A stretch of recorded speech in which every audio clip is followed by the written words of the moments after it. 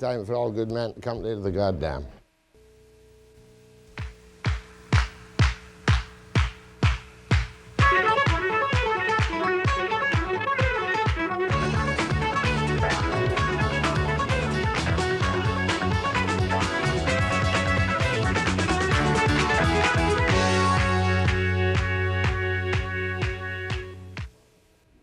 Good morning.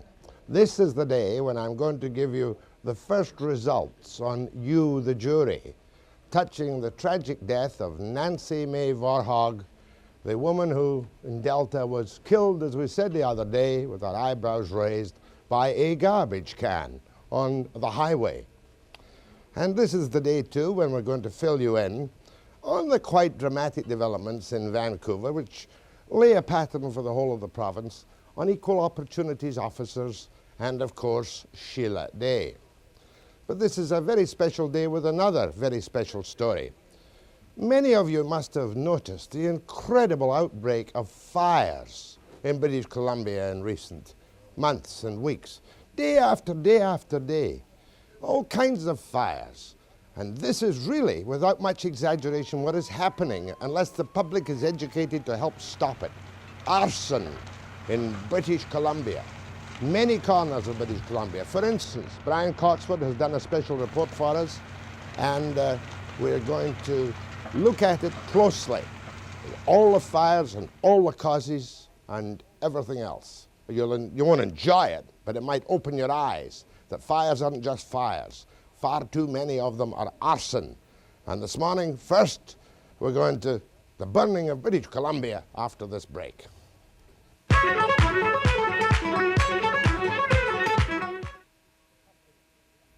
An arsonist is a man who, for one of a number of reasons, deliberately sets fire to a house, a bank, an office, a government building, or what have you. Sometimes for payment, sometimes because of disturbed mental condition. The fact is that arson is a big, big problem now in British Columbia. There's one thing that a select group of people across BC have in common these days. They are the people who man the fire halls day and night, week after week. They're putting in a lot of overtime. In fact, some firemen might go as far to say BC is burning, and most of their concerns center around an alarming increase in arson fires. In every 4 fires in this province, 1 is arson. 1 is of unknown cause and could be arson, and the other 2 are accidental.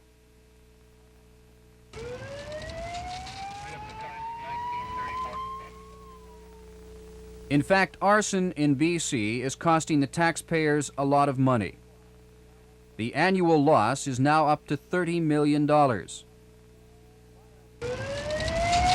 in BC are costing $80 million a year, and that includes the losses due to arson. That's 4 times more than it was 10 years ago.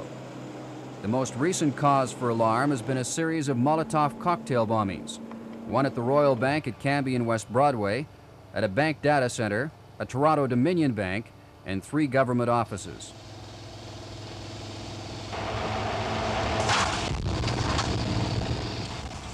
January, as far as our office, the Fire Commissioner's office, it has been the busiest month, and this is not only in Vancouver, but right across the province. And we're looking back over the last 10 years, we've gone to maybe twice as many fires as we have in the past. Not only attributable to arson, which has been increased in January, but also, of course, the other things, the heating because of the cold weather throughout the province. Is there any picture that we can look at, the economic conditions, say January, why there would be more arsons? Well, traditionally, we have found that as far as businesses are concerned, and even some households, that a large number of their income is increased over the Christmas holidays. Restaurants, businesses, they do large volume sales over the Christmas season. Come January, everything falls off. So someone that has, say, started up a new business within the last year, sunk a lot of money into it, they've had a good Christmas, but then come January, February, they've got no income at all. So they put the torch to it. That's right. Yeah. And as an example, there's the small community of 100 Mile House, where a suspected arsonist is on the loose. Over the past couple of months, the village has lost a pulp mill, an apartment block, a restaurant, 3 storage sheds, a barn, and had 5 attempts at arson on other businesses. The loss due to arson, $2 million. Astronomical when the entire bill due to fires last year was $80,000. It's a serious problem, and it's getting worse. When you consider that 1 in 4 fires is set, perhaps 1 in 3, the average person on the street figures maybe 1 in 100 is set. But 1 in 3, 1 in 4 fires being a set fire. And each time a fire is set, the potential is there. The arsonist lights his match to a building, to whatever. The fire takes off. He loses control. So once that fire is lit, he loses control. It's a potential murder situation. That's right, each time a fire is set. And as well, each time that a fire department responds, whether they're paid or volunteer, the firemen are risking their lives to put the fire out. And it's worse when you have a set fire. In an accidental fire, starts in one location, progresses throughout the building, so when they enter the building, they know what they're dealing with. But when you have an arson fire, a good job is, say, put one set, start a fire in the basement, start one maybe on the main floor, one on the second story. So the firemen are entering the building, looking for the fire that's on the main floor. Unbeknownst to them, there's one below them and one above them. So it's a death trap. That's right.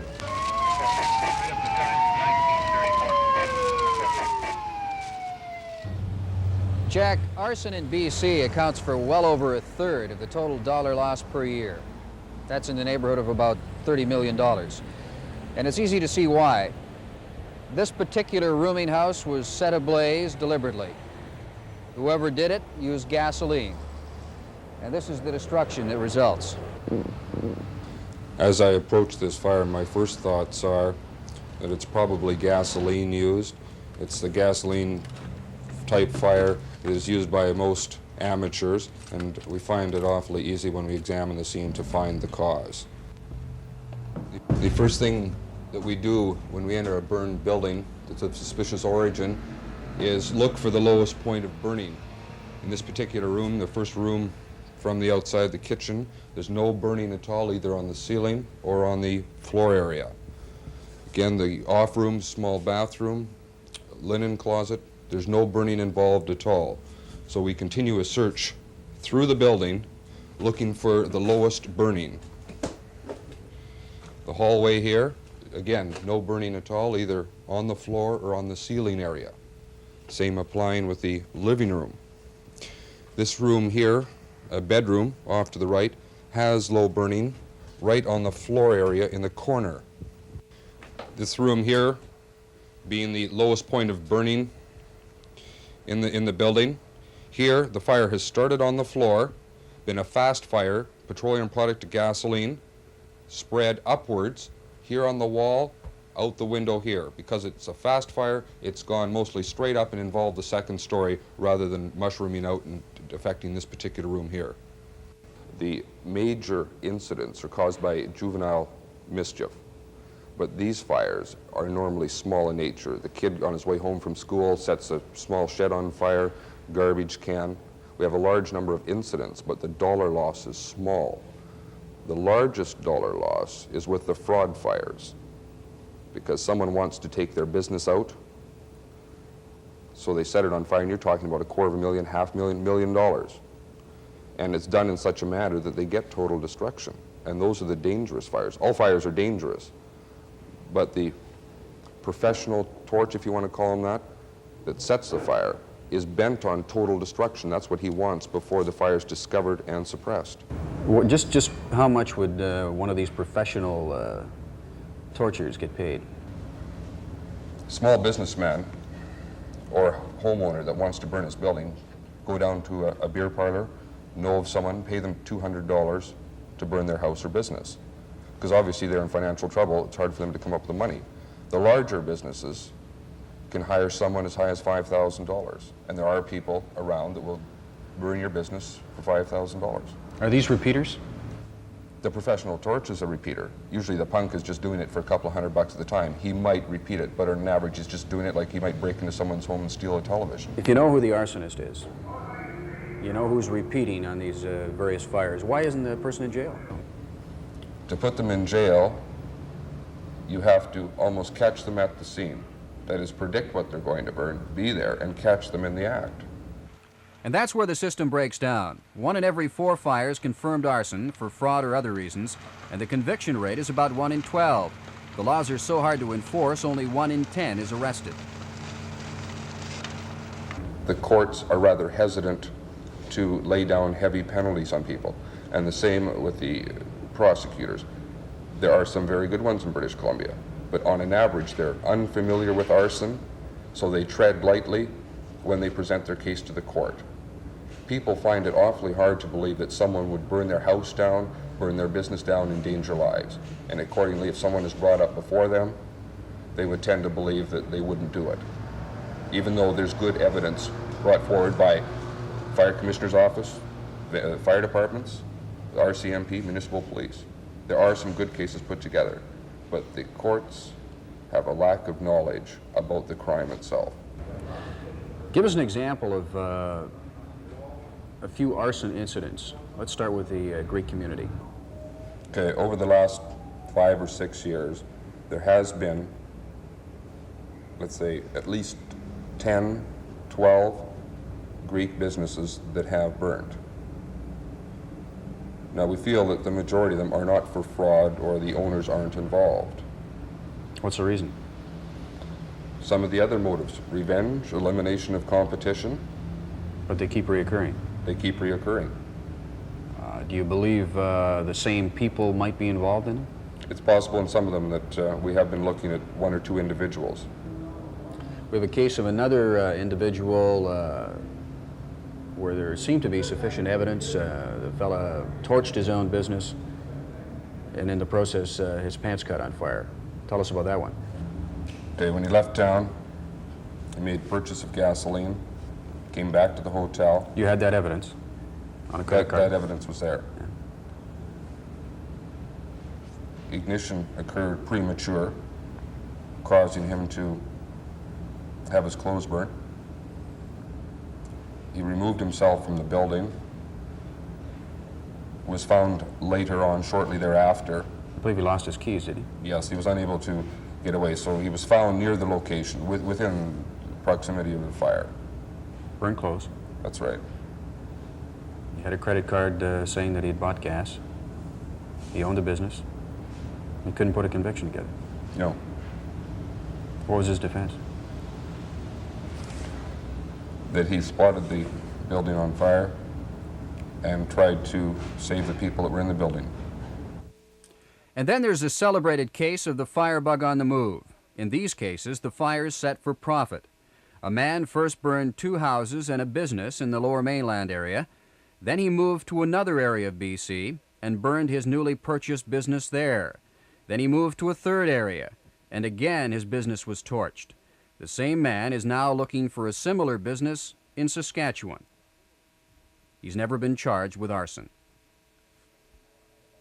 The judicial system has to have an education program. They have to know how arsons occur, why, that they do in fact occur. 1 in 4 fires. Treated as a major crime of potential murder? Right, under the criminal code, arson is a major crime, 14-year maximum sentence. But that is not enforced in the courts.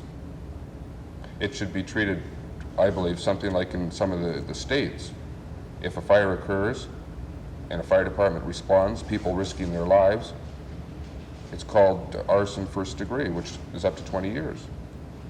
But I have, in my own experience in courts, because the fire departments respond to people risk their lives, they've never take that into consideration. If there's no one in the building that is occupying it, someone burns it for profit, it's just the shell. They don't take the firemen into consideration or the potential of the fire.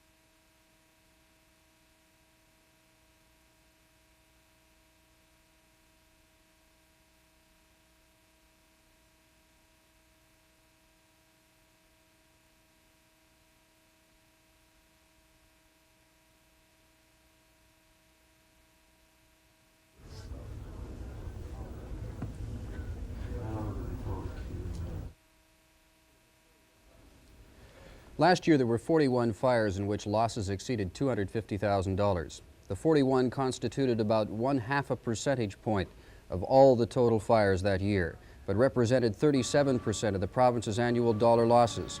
14 were arson.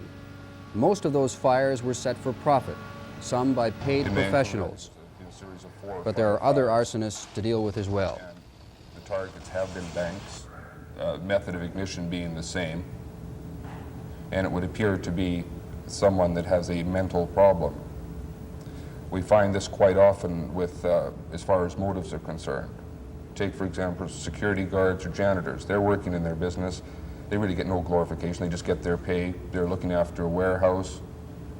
They're checking on schools. So what they do is they set a fire, let it get going for a little while, and then they discover it, report it, and it looks like they've saved the business. But what normally happens is they let it get going too much, and it takes the whole building up. And this is a fairly common occurrence. The true pyromaniac, there's very few in North America. They actually, what they do is they set a fire, and they get their jollies, not from the fire itself, but from the fire department responding, using their fire hoses to extinguish the fire. That's a small percentage. That's a very small percentage. The largest percentage of people are mental disorders, different problems, childhood, start fires for different reasons. When I was young, I was playing with matches, but I think any child goes through that. Mm-hmm. You know? I think it's just more of a curiosity. But there were hostilities there when I was younger that I didn't know how to deal with. Have you ever thought about that you might hurt somebody? I've always made sure no one would be hurt. What do you feel like afterwards? Do you want to get caught? Do you I'd stay say around? To an extent. To an extent, you want to get caught.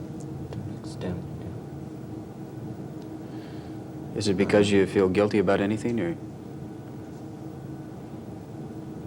I feel guilty about starting the fire. You feel hostile? Mm-hmm. Is this just an isolated thing, something that happens periodically, or just when you drink? Just when I drink, You stay around and watch after you've set the fire? generally. Why?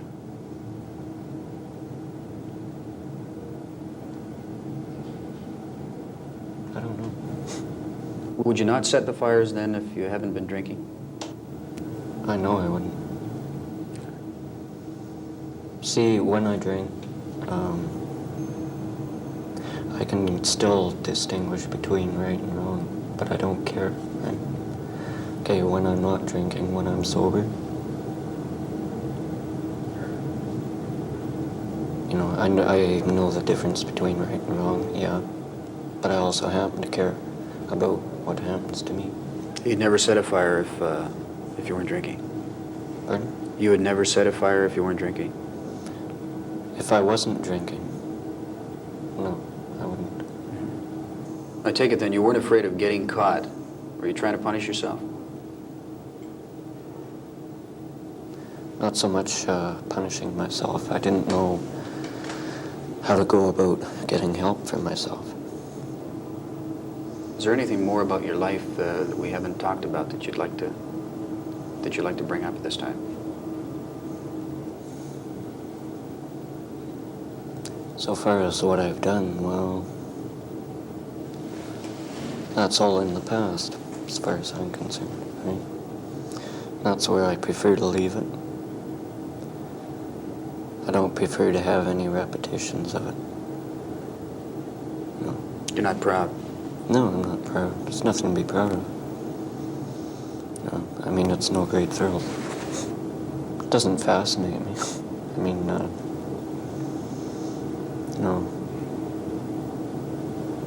It's not a fascination? No.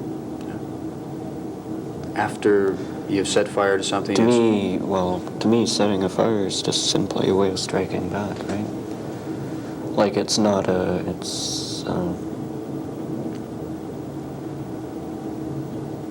it's not a kick for me, you know, like, I'm not a freak over a fire, you know. I won't go and light a fire just to stand there, kind of, and watch it burn. It's not that type of a thing. It's not a big thrill for you to sit and watch a fire. No. But it's your way of striking back at Society. At society. Or possibly even myself.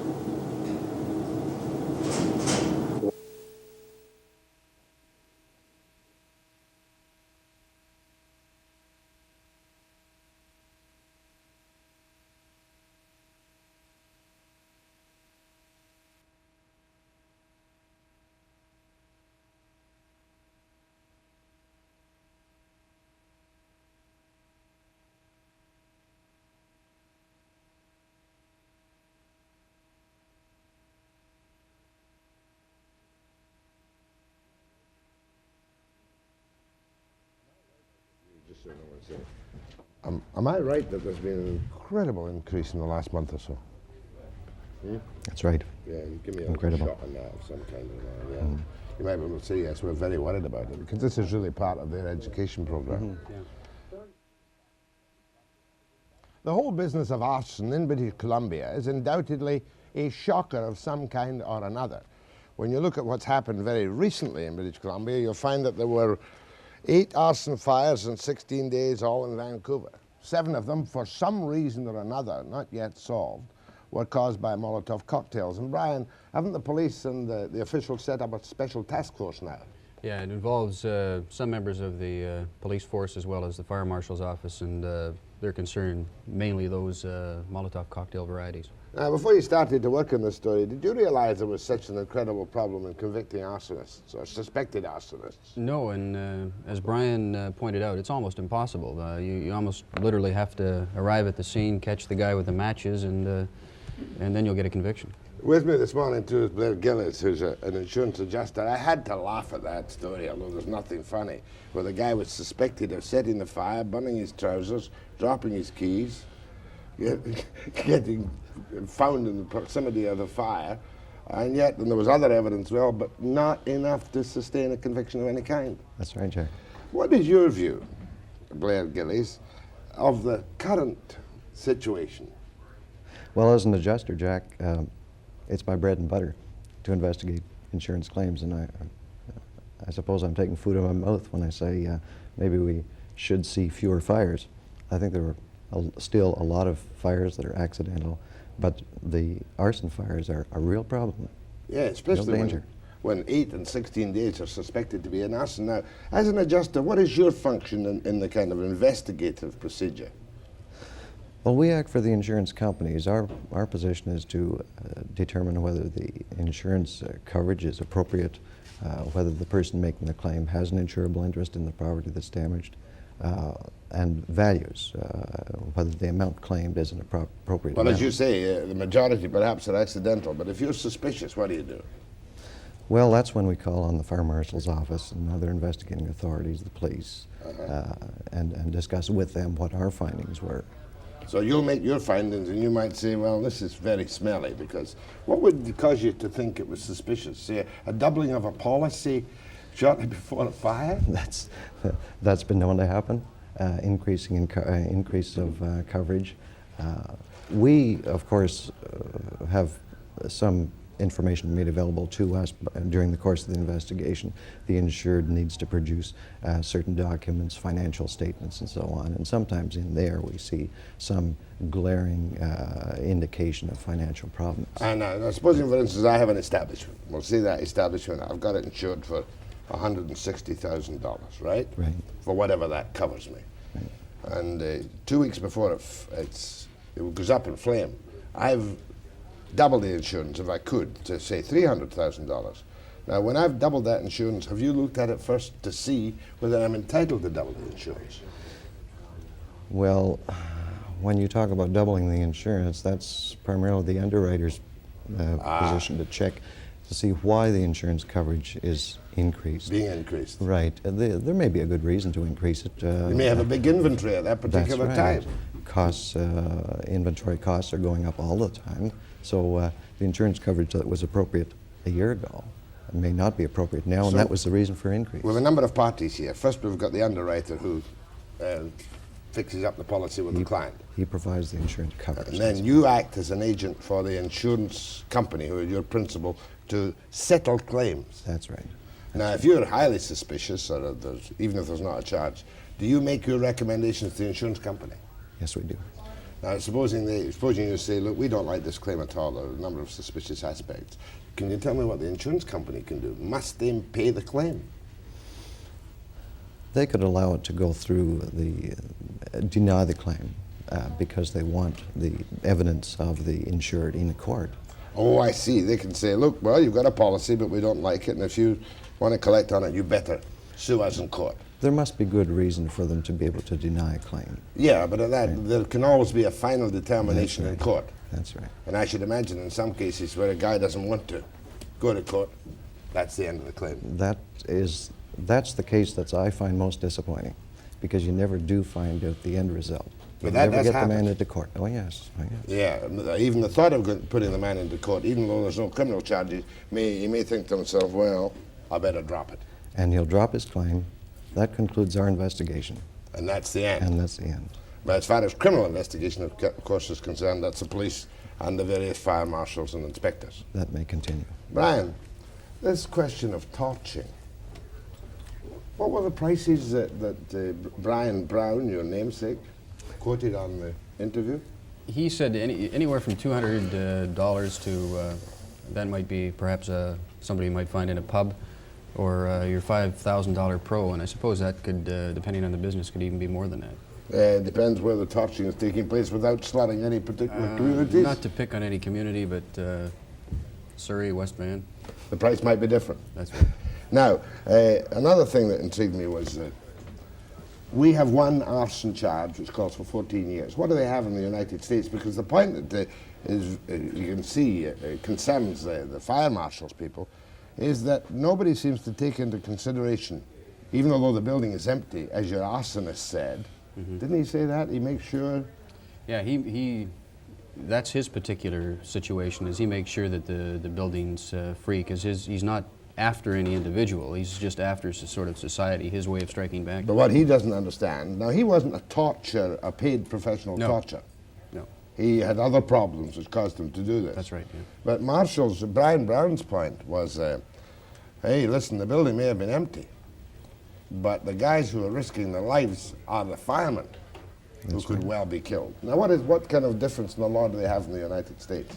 As I understand it down there, and they're also in the process, the fire marshal's office down there, of working with the FBI to try and beef up their arson laws down there. But as I understand it, I think they call it arson 1, and you can get up to 20 years.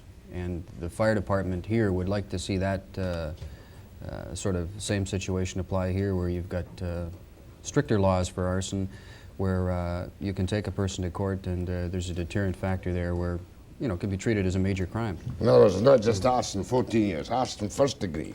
Nobody's getting 14 years to start with. No, that was the point that was made, a need for judicial education. Right. Also almost parallels my view on dealing with motor manslaughter on the highways. Yeah.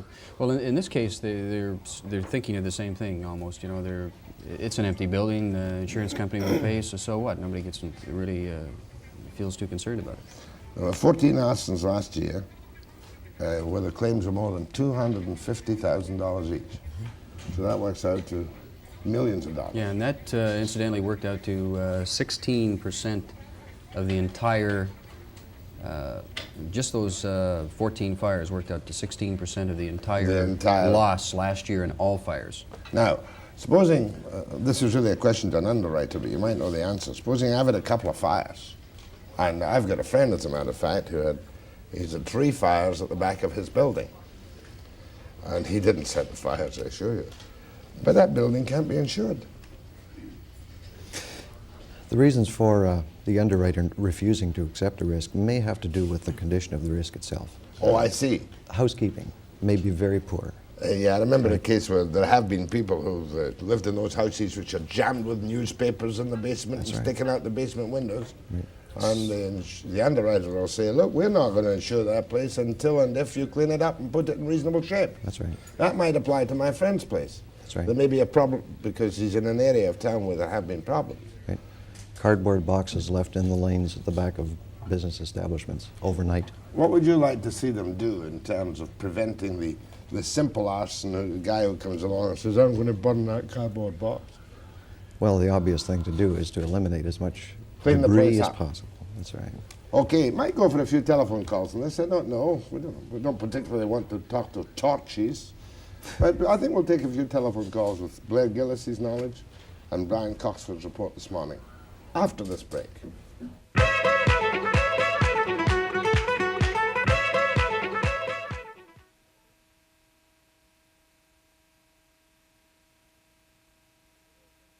With me is Blair Gillies, insurance adjuster, and Brian Coxford, who spends a lot of time in jail covering fires, being fired, and many other things.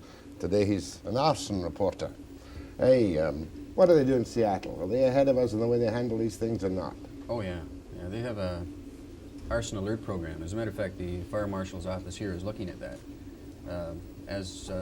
You know, they want to change things here, and that's one alternative. You mean we've got the neighborhood watch business, which has been very successful for the break-ins. Is the arson alert kind of comparable to neighborhood watch? Yeah, and it's a publicity thing. You know, they have radio announcements and that, and they announce that so-and-so's business was put under the torch last night and that kind of thing. It's more of a public thing. Yeah, quite good. Go ahead, please. That's you. Hello. Yes, sir. Yes, I was wondering if, What happened? Go ahead, please. We did not disconnect. Something happened. But we never blame the phone company. Go ahead, please. Hello. Linda, tell him to speak up. I have a question for the insurance adjuster. Go ahead, please. Yeah, I'm trying to. Hello. Yes, we can hear you. Oh, yeah. I was just wondering. I'm buying a house, and finances aren't all that great, you know. I was wondering about if I was late with a premium. You know, if I hadn't paid my premium, and the house burned down. Well, I can answer that question if you like, unless you want to tackle it. Go ahead, Jack. On March the 10th, 1951, I was occupying a new house in Portland Street, Burnaby, British Columbia. A cigarette caused the fire. The Chesterfield exploded. We escaped with our lives by inches. Max Stark, if he's still around, I forget his company, had insured the house on a visit in the Sun office where I was a reporter. I had paid no premium. He had accepted it, passed it on. I was covered. I had not paid the premium. By the way, that was very funny too, because it was a new house, a new subdivision, no telephones. There was a public payphone out in the backyard. There was 3 feet of snow. I came back into the burning house, got a nickel off the kitchen, holding my nose, ran to the telephone, called the fire department, and dropped the nickel in the snow. Dan Henry, my neighbor, came rushing out. Where are you, Dan? Seashell Peninsula, I think, somewhere, with another nickel. Fire department, Burnaby Fire Department, God bless them, were there in 3.5, 4 minutes and saved the rest of the house. Yes, just make quite sure that you've spoken to your agent, ask him specifically, make arrangements to pay. That would seem common sense, wouldn't it? Don't chance it. Ask him specifically. Tell him what your problem is and see if he'll do it. Get his confirmation before the house burns down. Thank you very much. Good answer, I think. Happened to me. Go ahead, please. Yeah. Oh. That's you. Yeah. I'm just. I was just wondering if there are really these fires that have been set at financial institutions, whether or not they were really acts of terrorism rather than just arson fires. Brian, have you any views on that? Any knowledge about that at all? It certainly is funny. 7 fires out of 8 caused by Molotov cocktails in front of the named at banks. Well, they suspect that perhaps it might be the work of a individual or maybe 1 or 2, and The motives are they've the got motives not yet known, well, they think the individual or individuals might have a problem. or might have a problem. Yeah. But it is a form of terrorism when it happens to that extent. That's your answer. Go ahead, please. Hello. Yes, sir. On the last week or so, you've had, or 2 weeks, you've had a number of programs dealing similar to this with crime. Right? That our whole judicial system needs to be overhauled. It appears that we have all sorts of, and for the want of a better name, bleeding heart organizations who are trying to defend the criminal, who has actually committed crimes, it seems to me it's about time we got some organizations to prosecute these people.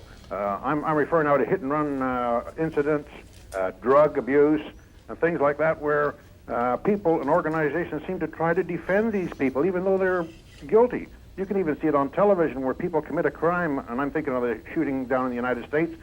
Thousands and thousands of people that witness the crime, and yet the fellow can get off for the want of a wrong name on a charge sheet or some silly thing like this. Oh, I agree with you, but I don't think you could say that there are bleeding hearts involved in protecting arsonists. I think the point made by Brian Coxford, was the fact that perhaps judges and prosecutors don't always understand the incredible danger that there is to life in arsons, and merely because the building was empty, when they have a conviction, I think that some of the fire people don't feel the sentences are tough enough. Well, this is it. This is the other part of it. But there are no bleeding hearts protecting arsonists, I can tell you that. I can't think of any organization that would stand outside a prison and say, be kind to arsonists this week. No. They just don't know enough about it. I maybe not so much there, but the law still does. I'll be dealing with Nancy Mae Vorhog later on, and I think you might be quite impressed by what people have written to me about that. Go ahead, please. Hello. Hello. Oh, yes, I was... good morning, gentlemen. Morning. I'd like to just make a few comments here. I think you have a good program, but I question the fact of whether you're doing the community a real service. For example, you mentioned how hard it is to convict an arsonist. Right. I don't know whether things like that should be passed on. I think that perhaps you've unleashed hundreds of potential arsonists that once they realize that it's so hard for them to get convicted. This, otherwise, it's a reasonably enlightening program. But okay, Brian. Okay, a good point that perhaps the fire marshal's office would back us up in this respect. Arsons in the past, as you know, you phone the fire marshal's office or the fire departments. They don't want to say too much about arson. They've always been sort of hush hush, keep it under the rug. We don't want to say anything for fear of stirring up the community. Well, it hasn't done any good. It's on the increase. They're of mind that perhaps if they bring it out in the forefront and say, bad, bad, bad, it might in other words, we've come to the stage where a public education policy such as they apparently have in Seattle may be essential to bring to the fact that the fire departments need your help in relation to arson. Right, if you see anything, report it. Quick like a bunny. See somebody running with a gas can away from a fire, well, they'd like to know about it. Yeah, I think the point is well taken. Obviously, we're not advocating arson because it's difficult to convict them. Okay, say for example, I'm an arsonist. You think I'm going to be a nut to carry a gas can? I'd yes. Go to fire with a plastic yes. bottle or something to... I remember a case in Vancouver not so many years ago where a guy was burned to death because he stood in the hallway of some kind of residential building in Vancouver, threw the gas around, set the fire and burned himself to death. Because it's not always just for profit, it's often a mental condition. Am I right, gentlemen? That's right. A person, an average homeowner could clean up around his backyard, around his house to make sure there's no inflammable materials such as cardboard boxes, exactly. as mentioned, garden refuse, or the likes of that. That's a very good point indeed, and I think that's perhaps the object of the exercise. Go ahead, please. How much of a problem is it, the fires, you go by and you see an empty house, and then all of a sudden you see it's been burned. Are these generally malicious mischief by children, by young people? Brian, how much of it is... or are they for profit? Okay, much of it is malicious mischief, you might say, by youngsters. The greatest amount of it. The greatest amount. What a hazard living near one of those places, eh? Well, that's why you got to be on your toes. Better you should be warned about it than waking up one morning dead. Yeah, I know. As the Irishman said, or is that a racist remark? Perhaps Mom and Dad could better educate the kids. Yeah, true. You notice, what was it the convicted arsonist said to you about playing with matches? Playing with matches, he first started that when he was 8 years old, and his problems, as we understand it, and we never went into this, go back to when he was younger. Well, anyway, we've opened the door on the arson problem. We may well follow up what they do in Seattle as part of an education program for me as well as you. My thanks to Blair Gillies, Judge Adjuster, and again to Brian Coxford, a reporter on the Webster Show.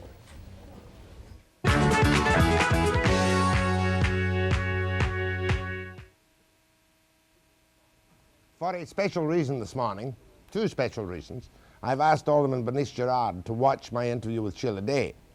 This was a short, sharp interview I had with Shelagh on the noon show yesterday, but I'd like the Webster people to see the interview in total this morning. Equal Opportunities Officer, job abolished by City Council NPA. You feel yourself a casualty of a racist atmosphere at last night's meeting?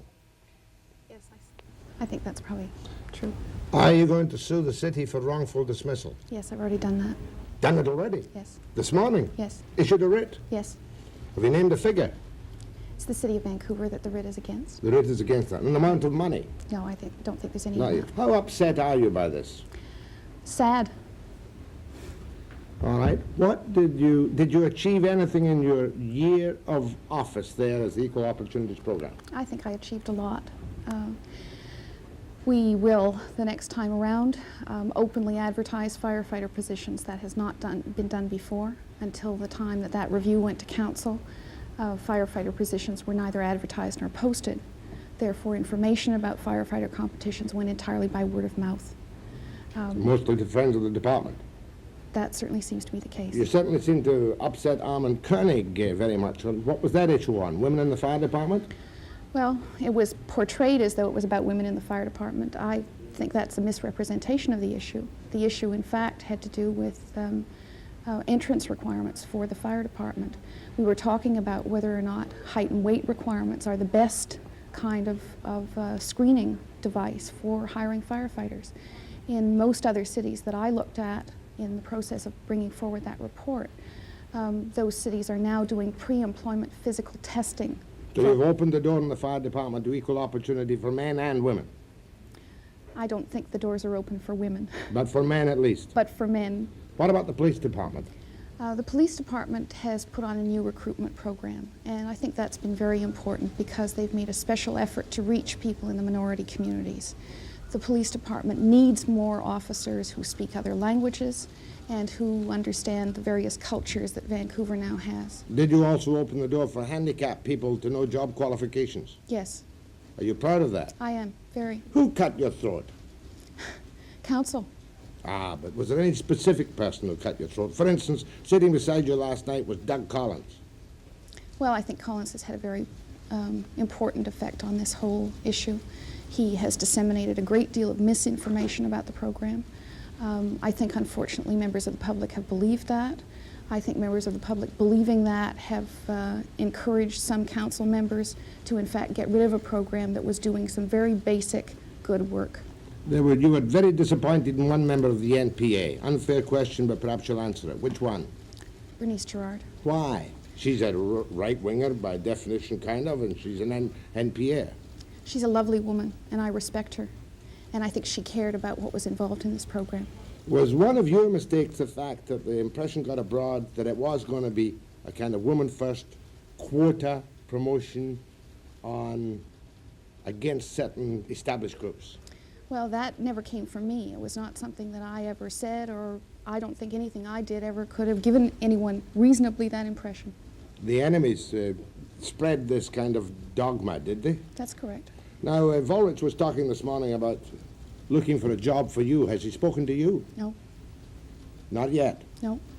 The resolution last night suggested that they might find a job for you. Are you at all interested in that? I, myself, at the moment, cannot conceive of what job there would be for me in City Hall now. You'd have to wait until the council were overturned with a different political complexion. I think so. Would you be willing to do that? You mean if I were offered the job of Equal Employment Opportunity Officer for the City of Vancouver, would I do it again? By a different council? I would do it again. Now, this morning it's been said that last night that the personnel department is guilty of covert practices of discrimination. Did you find that? Well, like... Not overt, but covert, was certainly. what Rankin said. I think, any employment system, and I don't think the City of Vancouver is any worse than any other employer in this regard. Any employment system has got old habits, traditions, attitudes about certain groups of people built into it. That's what people are talking about when they talk about covert discrimination, and certainly it's there. Now that Shelagh Day has gone, have you actually finished as of now? No, I am expecting to work a little bit longer to clear up some things. Your salary was what? $22,000. How many staff did you have in this vast equal opportunities program? None. The other money was for projects. That's right. So do you think that the personnel department can carry on your policies without an equal opportunities officer? No, I don't. It takes staff time. It takes someone who's paying attention to those things and who's looking at them and working at them all the time. Now, your writ has been served on the city. When is your first court appearance on this writ? Of course, I have no idea. You have no idea. You're going to take a holiday now or wait till the case is over? I'm taking a holiday tomorrow morning. For how long? 3 weeks. For 3 weeks? Yes. And then back to clean up your desk and that'll be it? That's right. Shelagh Day, Equal Opportunities Officer, more or less for a few days more. Jim Hart will be back with... That was on yesterday's noon news. So it's me back with a little explanation. You'll notice when I questioned Shelagh, I went in the usual Webster style, who cut your throat? And she said, counsel, any specific person. And then I introduced the fact that old Collins was sitting in there, and she handled that very nicely indeed. And I asked her if there was any special person, you know, in whom she might have been disappointed. And she gave a very gracious and fulsome response on that about how much she admires and likes Alderman Bernice Gerard, who seemed to care and was involved in the program. Excellent. She handled it just beautifully, and her admiration for Bernice Gerard came through. Unfortunately, on our late night news last night, an edit was made, which made it appear, when I asked who cut your throat, that it was Bernice Gerard. It was not. Of course, as you see, and the interview was used properly at noon and at 6 p.m. and again this morning. And I wish to give our apologies, both to Shelagh Day, who was very upset, properly so, and to Bernice Gerard, to whom I explained the situation, which is one of the reasons I've run the full interview again this morning to make it quite clear what the sense of the interview was. And my apologies to Shelagh Day and to Alderman Bernice Gerard. Webster will be back next with You the Jury on the Nancy May Warhol case.